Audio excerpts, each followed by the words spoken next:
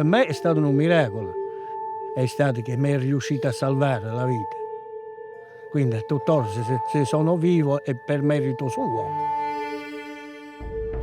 Si sa bene, ma la bambina sta male, vedi come è diventata nera? Nera è diventata. Nera.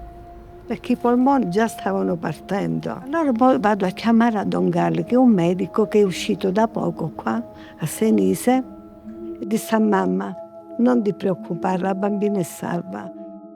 E venne uno che non sapeva niente, cioè, che stava male la moglie.